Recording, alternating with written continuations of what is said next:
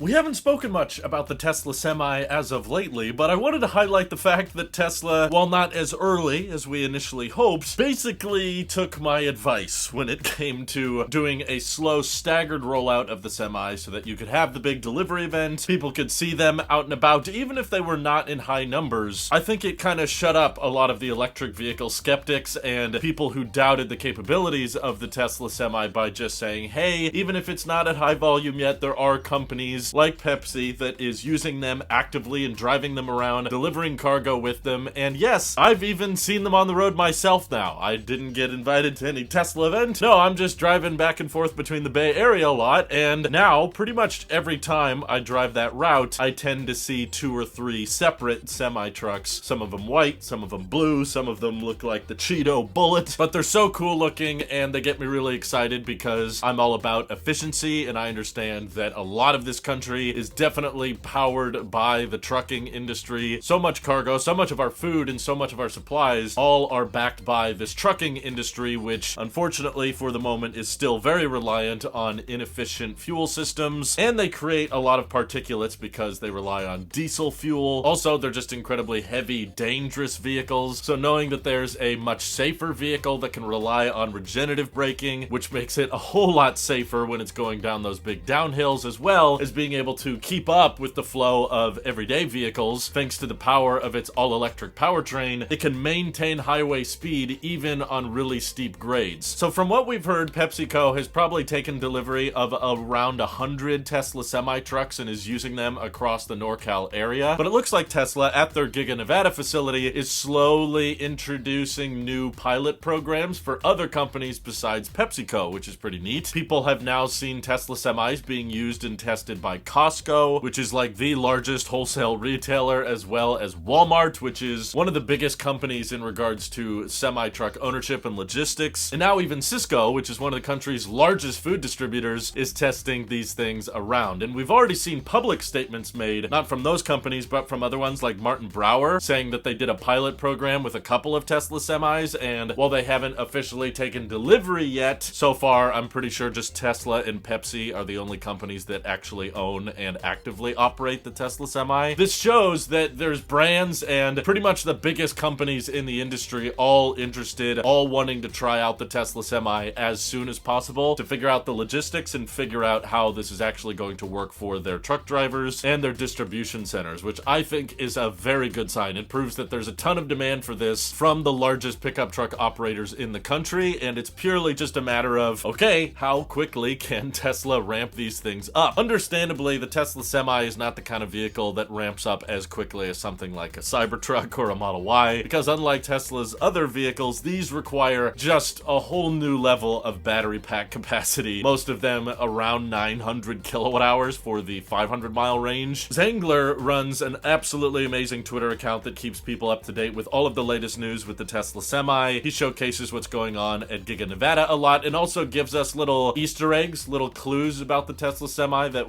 you probably won't hear from anybody else. Like, for example, he said Tesla is currently in the process of prototyping making some standard range Tesla semis, which he's explained in the past that there's actually a ton of demand for shorter range all-electric semi-trucks that are basically just going from distribution centers to warehouses, and they can easily do that trip with probably 200 miles of range. We're not sure exactly how small Tesla will go with their standard range battery. Originally, they said they didn't want to go lower than 300 miles. Zangler's claiming that there's 3 main battery packs in the long-range semis, and that the standard range would have 2 main battery packs. So around a 30% reduction in range sounds about right, somewhere in the 300-mile range zone. And if you didn't know about another electric semi-truck company, Nikola has actually been making deliveries of all-electric semi-trucks. Now, they're not long-range trucks, but they're still finding buyers. They're finding demand for big, heavy-duty haulers that are able to move these big trailers off the back and not have to consume any fuel. But of course, they're not very aerodynamic, which is okay because they're probably just moving around payloads within major cities, so they don't even go on the highway that much. They're not going that fast, and Tesla probably knows there's a demand there because they're seeing these other all-electric semi-trucks try to fill that void with the shorter range routes, and Tesla could probably tap into that market as well. But of course, Tesla has longer-term visions. They want to do much more than just short-range routes, especially at the Tesla Semi delivery event. They were very much doubling down on our truck can get over 500 miles of range on a charge, and that's what Pepsi's utilizing with their trucks, and they're tracking the miles. They've published them. Some Tesla semis have even gone over 1,000 miles within a single day, thanks to the Megachargers that Tesla installed for them. But that brings me to, I think, what might end up being one of the primary limiting factors when it comes to the adoption rate of the Tesla Semi. If you want other major distributors like Walmart, Costco, Cisco, Martin Brower, and all these guys to actually start taking delivery of these things,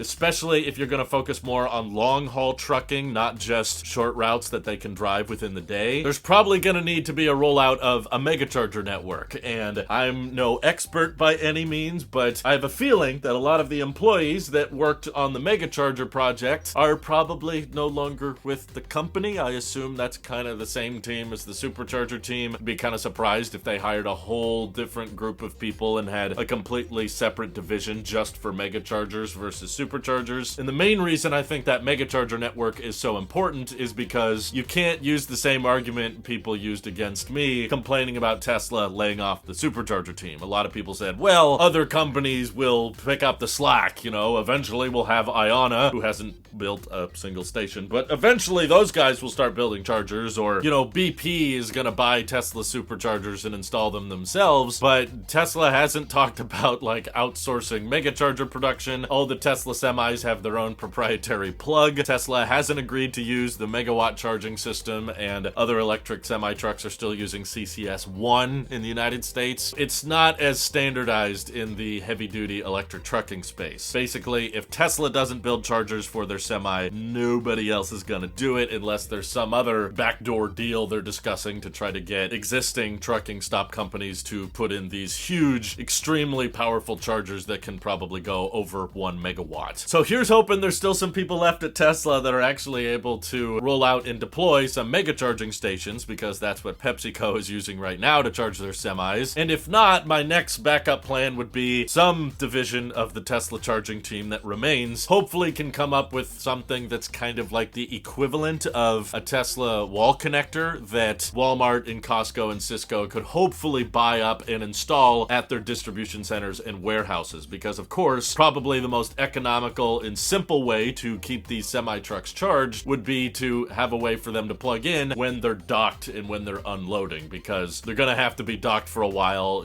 Not every single semi truck is being utilized every hour of the day. There's probably some big stretches where all semi trucks are just gonna have to be stopped and parked for a while anyway. Semi truck drivers are required to stop and rest for a certain amount of time every single day, and of course it takes time to load up the trailer, unload the trailer. So wherever the semi trucks are parked for extended periods, if there was something that could top them off in maybe not necessarily 30-40 minutes, but a couple hours, or at least give them enough juice to get back to the warehouse that they came from, that would be, of course, pretty vital and important. But another little bit of info that I thought was really cool from Zangler that he's learned is that apparently the Tesla Semi, when it doesn't have the trailer attached, is actually able to achieve about an 800-mile range. Not saying that's a common use case, but there are occasionally times where, you move a trailer to one place and then the trailer just has to stay there, but they need the semi truck back to move a separate trailer or a different cargo. On those stretches, the Tesla Semi technically, I think, might be the longest range electric vehicle on the planet. At least one that's being actively used, that's